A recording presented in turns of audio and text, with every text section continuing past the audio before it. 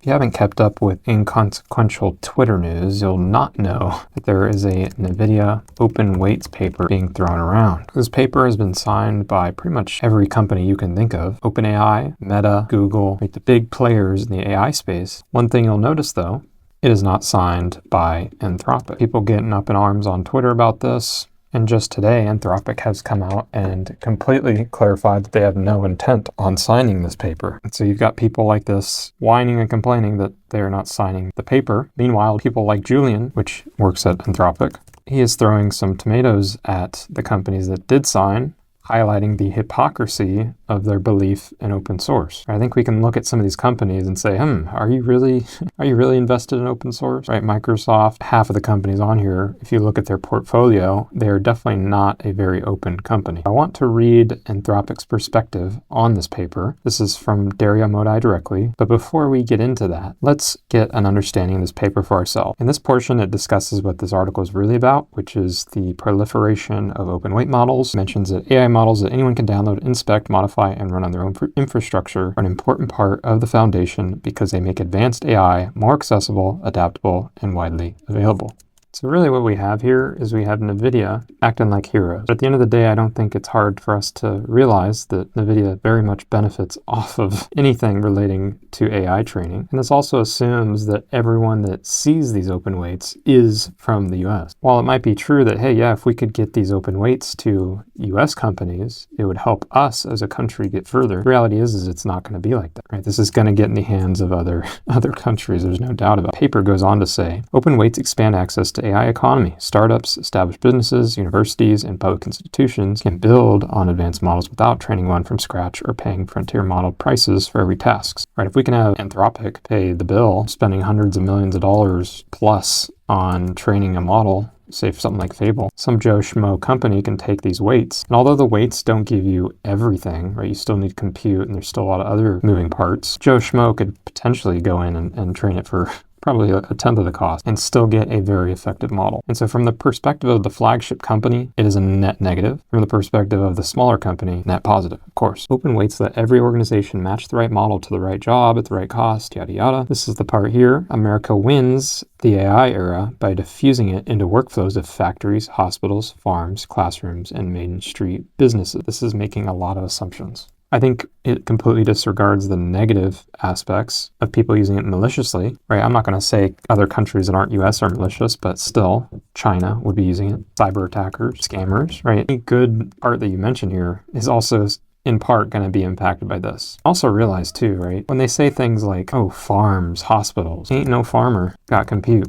While you might get a company that's dedicated to farmer, reality is the way they're wording this, it makes it seem like, oh, if we don't do that, these poor farmers, these poor students, but somebody's going to have to foot the bill on the compute cost, which is not going to be these people. And so while this might seem like, hey, if we provide open weights, it's going to directly benefit our students, our farmers, whatever, really what it looks like, open weights benefit company A, which benefits the students and the farmers. And I think we all know how company A can very much do some pretty bad things and is the middleman. And so just keep that in mind. Right? It goes on to say that open weights also strengthen competition. This is true, right? When you can, as we mentioned, this gives you a huge leg up. Right? You have a chance to catch up a lot quicker. But again, realize who benefits from this. Right, if I go back down to the signees list, some of these companies are really not important, but the ones I want to point out here, every company that I've highlighted here has a massive benefit to open weight. With open weights, they can take a company like Anthropic, who's at the throne, and directly benefit from the gains they've made in their models, right? It benefits them directly to have open weight. And so really instead of it's good for competition, really this should translate to it's good for our competition. No one's going to mention it, but I really don't think some of these companies would have signed if they were in Anthropic's position here. You could say, oh, well, OpenAI has a really good model. They do. But certainly, I think everyone can agree, as far as flagship goes, OpenAI's models are not exactly head-to-head with Anthropic. There's still a leg up there. But also, I want to point out, this paper is way too bare. Right, here's the thing. Let's say everyone signs this paper and it goes through. There is not enough wording in here to really make a significant impact. Right? None of the verbiage in here is declarative enough. When we say things like expanding access to compute and to company. What does this really mean? The timeline. What's the criteria? These are the things you would need to know to really have anything happen here. Because I could be a company like OpenAI and say, hey, yeah, we're all aboard for this. But we'll get to it in a few years. Right? There's really no portion of this that gives enough defining feature. And so really, this paper is theater. Part of it is the circle jerk companies, right? Nvidia wants to look like the good guy. Everyone that signs it wants to look like the good guy. Losers obviously stand to win more from anything of this nature. But as I said, this paper means nothing anyway. And so it's just a huge waste of time. All of this drama is ridiculous. But it did incite Anthropic to release an announcement. And so Dario is coming out saying our position on open weights models. He's going to go into detail here. He starts by saying, over the last few days, there's been a lot of discussion about open weight models, especially those from China. Reports suggest that some U.S. officials are considering banning the use of Chinese open weight models by U.S. companies. Right? In particular, we're talking about Kimi K3. It extends to other ones, but I think that's the one currently in the news today. In response, many companies have signed a letter, this is the letter that I shared with you, supporting open weights models, and some people have even accused Anthropic of wanting to ban open weight models as a means of protecting our business. Now, I would definitely say it is part.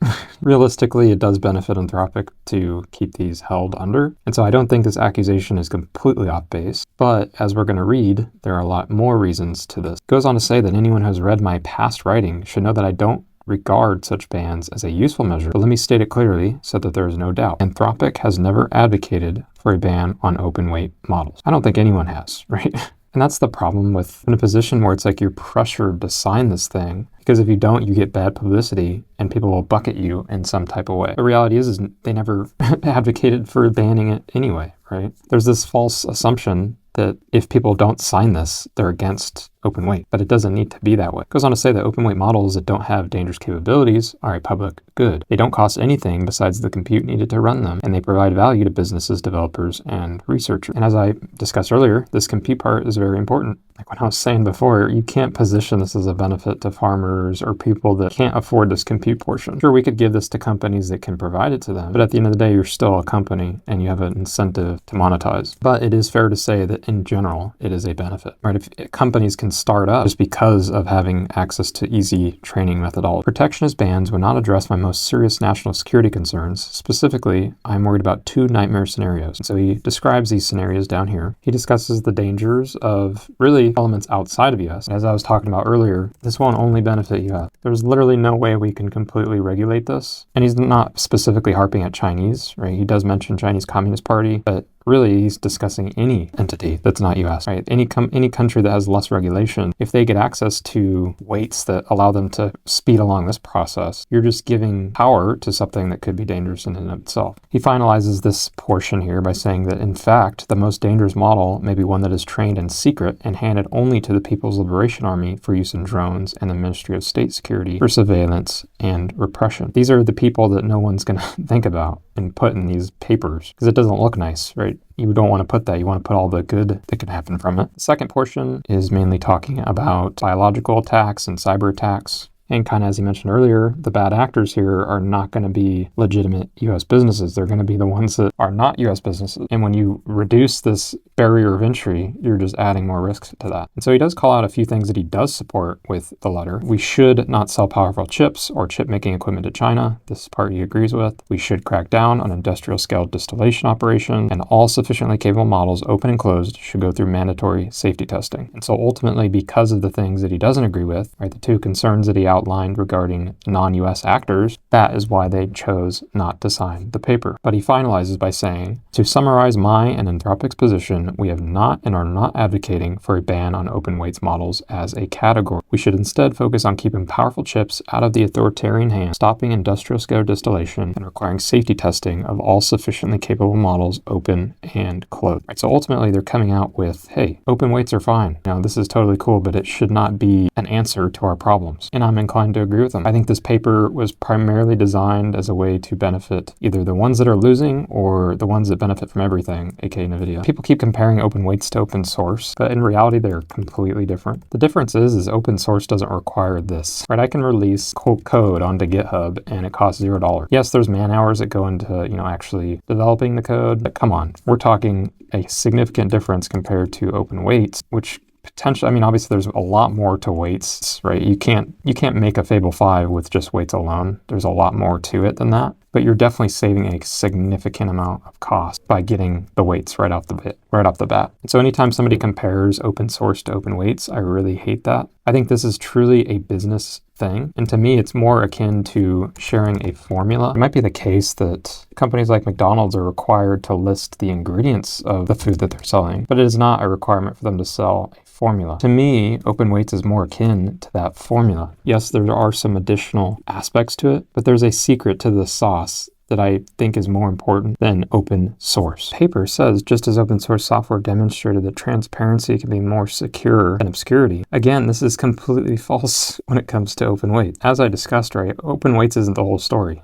If you look at source code, you're getting pretty much the whole story. If you look at weights, you're getting part of the story. And so this argument they're making about open weights being more secure and giving transparency, it really doesn't actually stand true. There's so much under the hood that wouldn't be included in it. And so if their interest is in transparency, they should be harping on the other elements. Right? If you're lobbying for weights, you also need to lobby for the training code, the code they use to actually train the model. You also need things like the evaluation harness. There's a laundry list of things that you need to enable transparency. Transparency is not achieved through just weights. It needs to be all of these things. And so I think this paper would have been stronger if it put more effort into the things that actually matter to get this transparency part. But because it didn't, I truly don't think transparency is a good argument to make here. I really feel like this paper is a circle jerk. At the end of the day, I'm glad Anthropic didn't sign it. I hope they continue to stand their ground with that, maybe refine it and suggest a rewriting so that way it actually makes sense, but we'll see. I think most people are going to disagree. And of course, you'll see the people that benefit most from open weights making jokes about this person because they don't agree with it. I think Andrew NG is harping on the wrong thing. Right? He says, okay, this is a false equivalence when he's talking about the open source aspect. And he is right there. This is absolutely a different part. The problem is when someone tries to stop others from open sourcing. I don't think anyone's ever done that. And really, I don't think this paper is worded in a way that would stop people from doing that. Right? There's not enough double clicking anywhere. And so I think he's misunderstanding where Mr. Julian is going here. Right? His point is these companies are signing this as an ego booster.